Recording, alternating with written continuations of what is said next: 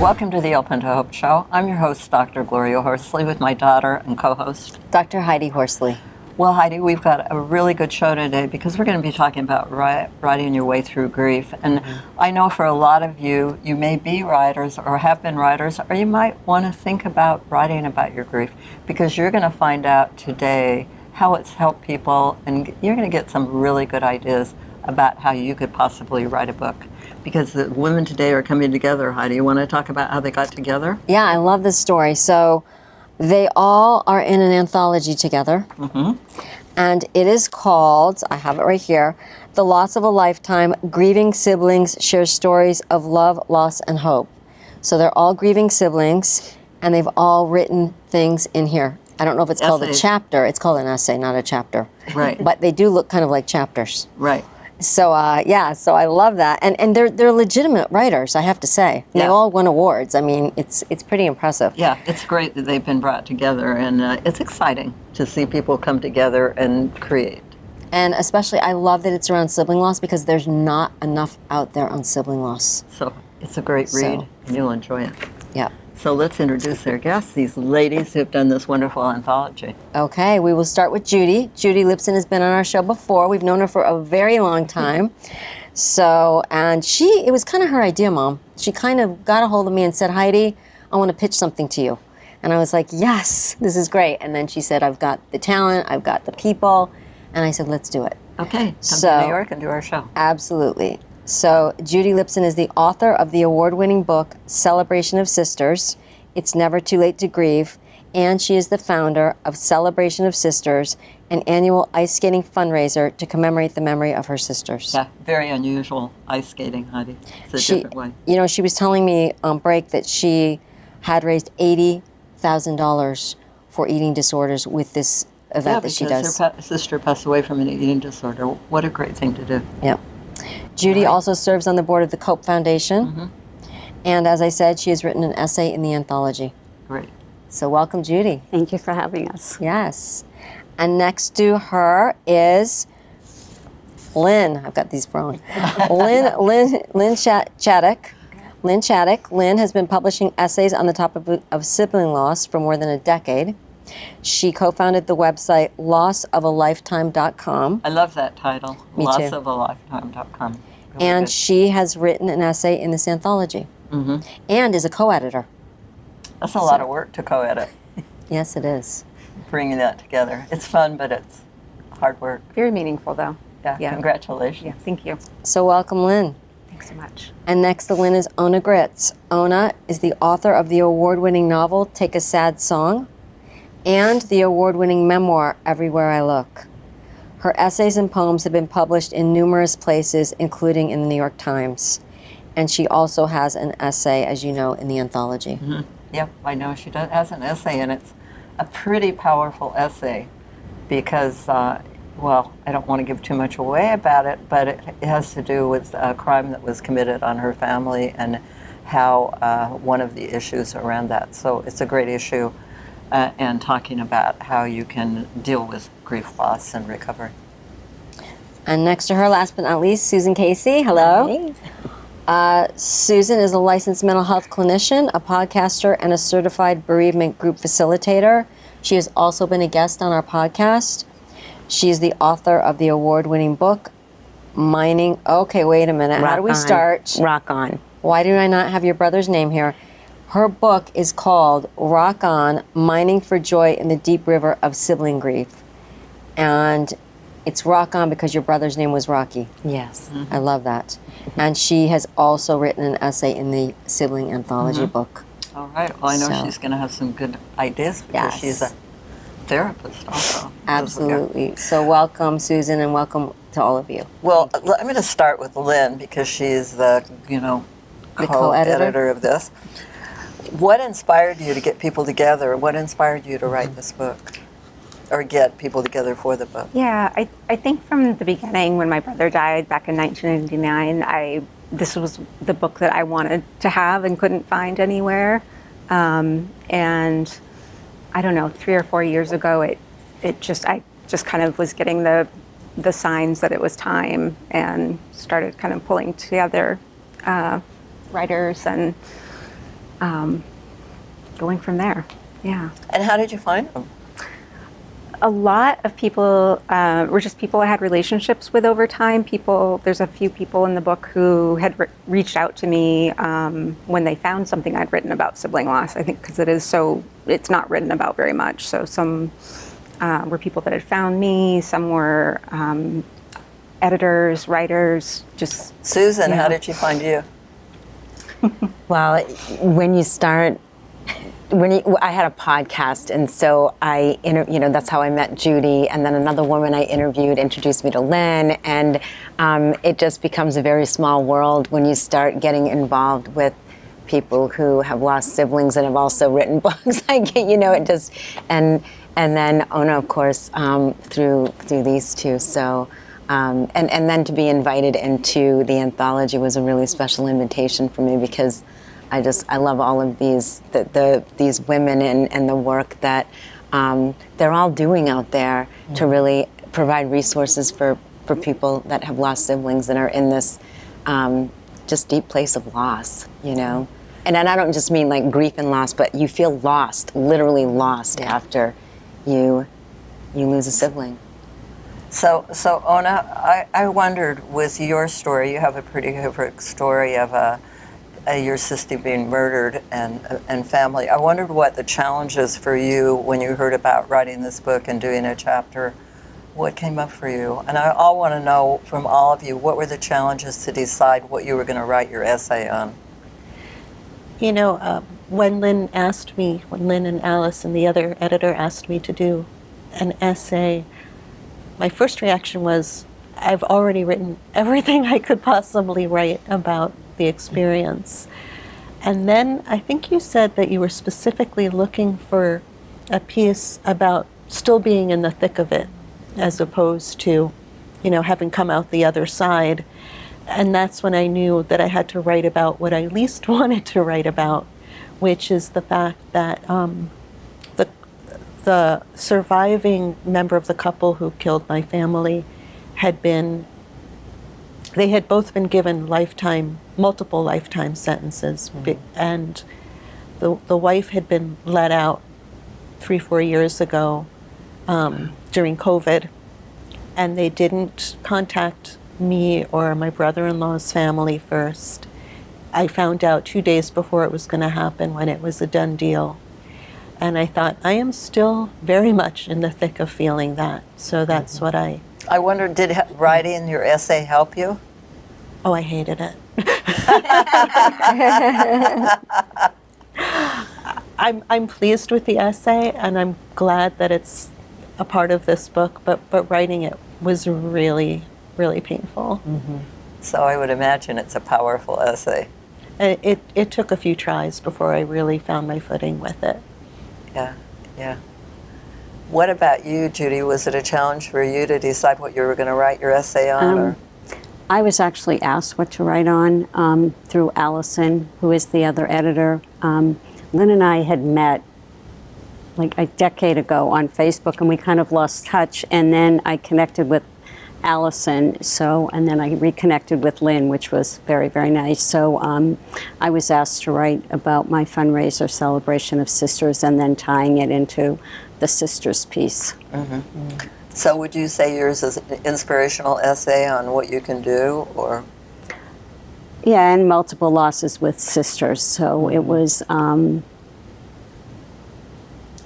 kind of, something that I knew, but it was still close to my heart. So it was a very kind of special and sharing my sisters. So that was the piece, and hopefully helping other siblings, and grateful to have a piece be amongst other siblings was a great gift. Mm-hmm.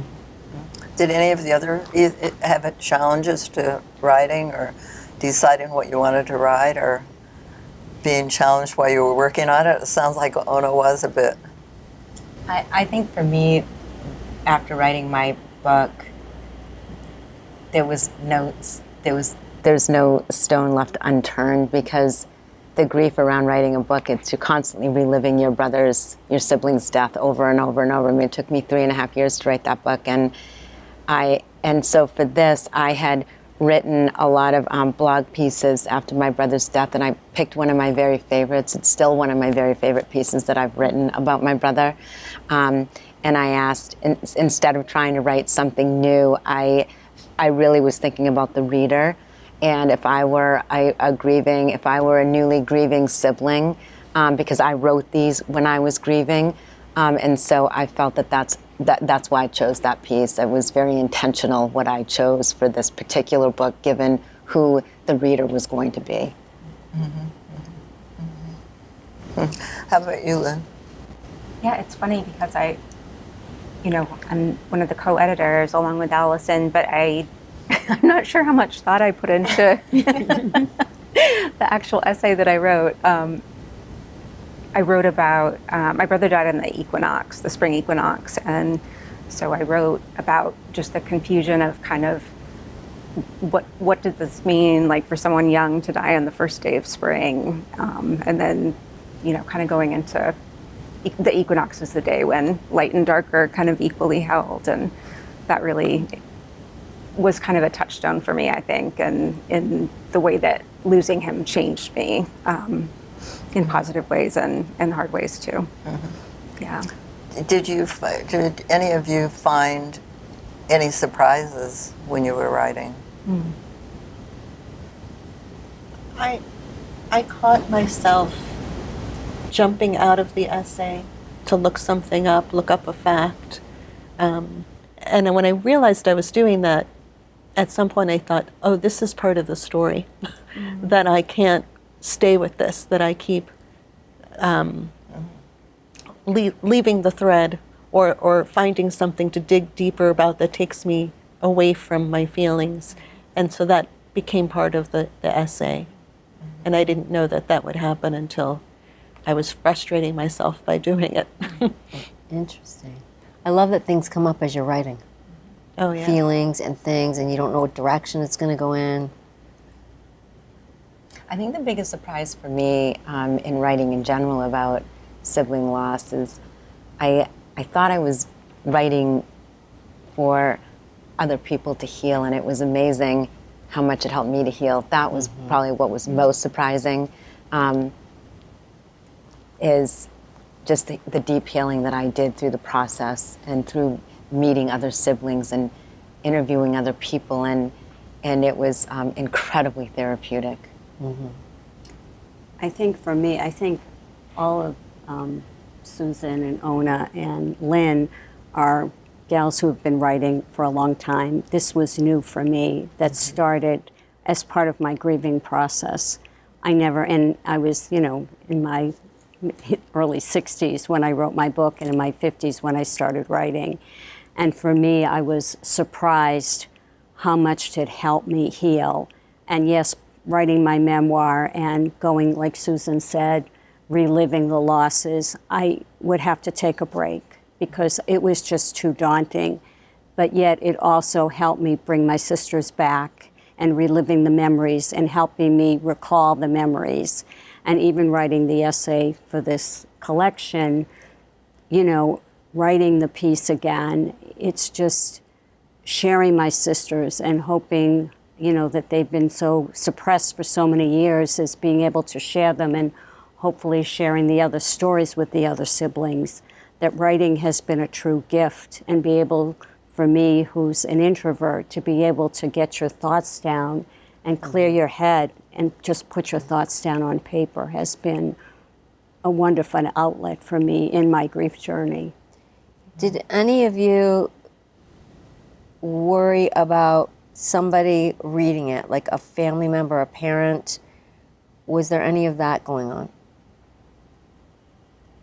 Big time for me. I was scared to death to get my book out there. I wrote about some really hard things, and I think any writer who's writing memoir has those feelings. I mean, I changed names, but it's very different, the writing process too, because I was a fiction writer before I wrote this, before I wrote my memoir, and when you're I call it like just the incubation. It's just you and it's the words. But then then a publisher picks it up and you're like, oh my God, this is going to go out to the world. And then all of a sudden this panic. So I really was, I sent chapters to my brothers and my father. I wanted to make sure they were okay.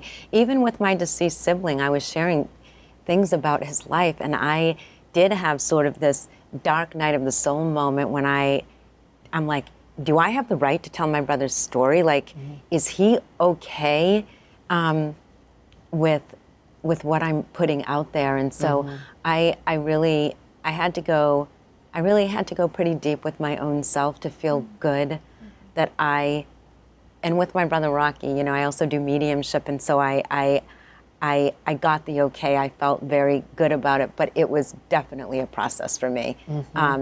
And at times I had panic around it, even when it was getting ready to be published. So that was my experience. Yeah. I didn't start not only writing Angie's story, but looking at Angie's story until everyone in the family was deceased, which made my job a lot harder because there were a lot of questions that I couldn't find the answers to directly by asking. But there was a period of time when I was thinking about the things I'm finding out about my parents are not the most flattering. And even though they're not alive, I thought about how would that feel to them? And my dad, who loved thrift stores and street finds, I would think of him whenever I found something, you know, that it was a little gift from him. So right when I was worried about that, I was walking my dog and I found a desk chair. And I felt like it was my dad saying, yep, sit down, do this work. I love that. I love that. Wow. That's cool. That would get us into signs and connections. Did anybody find any signs and connections? I actually wrote about this in my essay, but I'll often find a penny when it's a time that I could use a sign. And in particular, one time my husband and I were walking back to my car after work, and I turned to him and I said, I have not seen a penny in like forever. And like 2 blocks later, the sidewalk is scattered full of pennies. Yeah. Wow. So it's like, okay, I love that. I'll take We that. find dimes. That works. Yes. We find dimes. Yes. It's quarters for me with my brother. Quarters for you? I love it. Oh, I like that. Quarters are big time. Well, Rocky did work at the Four Seasons, so of course you're going to find quarters. Oh, he's not going to leave you pennies or dimes. Yeah, and I think our loved ones are always trying to communicate with us. And I tell people, if you have a scent or a bird, or if you feel that it's a sign, then trust that. Yeah. Just trust it. I like that. Yeah. What was it? Einstein said between nothing and... Everything's either a miracle or, what was it? Everything's a miracle or nothing is, or something like that. Yeah, and I Everything's a I choose miracle, to think yeah. miracles, yeah, something like that. Judy, what are your thoughts about this? I wrote it, and my family, I don't know if they've read my publication, so it's kind of I guarantee you none of my kids ever read my last book, right. Open to So Love, The it's Secrets of Senior Dating. yeah. Yeah. I didn't. And, yeah, right. And I chose, you know, some things just not to include. Yeah. And I think that makes sense. And then, you know, some people do and some people don't, because it was really about my sisters and sharing my sisters and the my grieving journey, and hoping to help, you know, other people's in the writing process. So I think everybody approaches it, you know, how they want to share their stories. Yeah. Yeah. You know, and it's their stories to share. One thing I found fascinating when you write about family is your story, because other people will not see it that way. Right. You think you've told the story. This is the story. Yeah. And then another person reads the it's story. It's your perception of the story. Well, it's same with memory. If we all went to the same party, Right. we would all have a different take on Exactly. it, right? That's why it's called Exactly. creative nonfiction. Yeah. So what's your hope and dream for the book, and what would you like to see? I hope that anyone who's lost a sibling feels some hope and inspiration and is not alone in their grief. Yeah. Yeah, similarly, I hope it helps people feel less lonely in their grief. And I hope that the intention and how we kind of structured it was that it would meet somebody where they were, whether they just had a loss or whether it's been 40 years, that there would be something in there that they would relate to and could meet them where they were. How about you, Ona? You know, I really believe in the healing power of stories, you know, as a writer, but also as a reader. You know, when I need I need to figure something out, or I need to be less alone emotionally, I've always turned to books. So I'm just really happy that Lynn and Allison created this, and I get to be a part of it, and I think it's going to find the readers who most need it. Yeah, I would echo what everybody else has said. I mean, I think, you know, as I said, when I discovered Open to Hope, I think that the most important thing that we can do as humans is connect to whatever it is that we can connect that makes us feel not so alone. And I think what makes this book so special is that there's all sorts of different kinds of losses and different siblings who had different kinds of relationships. So I feel like there's something in it for everyone, regardless of what their story is. And I hope it inspires them to write, not to get published, but just to have another way to process their emotion, their grief, their loss, and writing is a really beautiful way to do that. Yeah. So the book is, want to tell us the book title? The book is? Loss of a Lifetime, Grieving Siblings Share Stories of Love, Hope. Okay, now I wanted to ask, does everybody remember what the name of their essay is? What I wanted to ask you was... Oh, I do remember. I'll start out with you, Susan. If you've got the name of your essay, you can give it. If not, that's okay. But I'd like you to tell people where they can get in touch with you, because you're all available on the internet also. I think it's Beauty in the Pain. Yeah, my website is Rock Your Shine. It's also the name of my therapy company, and my email is rockyourshine@gmail.com, and it's also the name of my podcast, and it's also a play on my brother's name. Love it. Yeah. All right, and Ona, you can market your other books too. Oh, well, I'll do that because I don't remember the name of my Resentenced, I think. Resentenced, yes. Resentenced. And I meant that in more than one way. You know, the murderer of Velma Henderson was resentenced and allowed out. I was resentenced in that it sent me right back to a very raw emotional reaction. But I also wrote a book about my sister's life called Everywhere I Look. And, you know, she died before she got to have much of a life. And I just wanted her to have a space in the world that was larger than my own fading memory. And where can people find you? I'm at onagritz.com. And the book's available wherever books are sold. And Lynn? People can find me through the Loss of a Lifetime website, lossofalifetime.com, Instagram, Facebook, all the socials. Judy? My essay is Celebration of Sisters, the same title of my book, the same title of my fundraiser. And you can find me at judylipson.org or on judylipson.substack.com. And you're going to be doing your ice skating program again.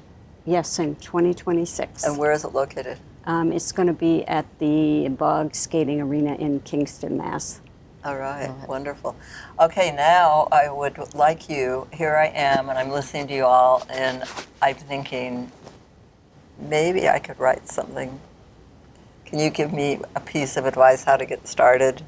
Let's go down the line, and how did you do it? How do I do it? Just write. Even if you start in a journal, just from your heart, don't have any great expectations, just sit down and write.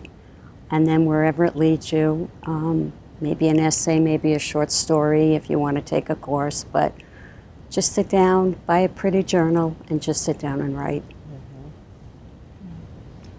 For me, I would say is, but particularly with my brother, writing him letters really was like, it felt like kind of like a live wire to him, a connection, a way of, maintaining our relationship. which is interesting because your book is in the second person as well, kind of a long letter to Angie, and I think it's a really natural way, especially with siblings, to get that, just to kind of break through the blank page and get going.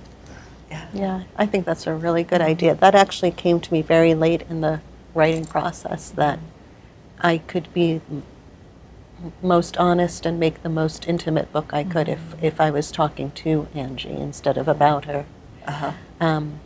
But I would also, if someone is interested in writing, I would say read.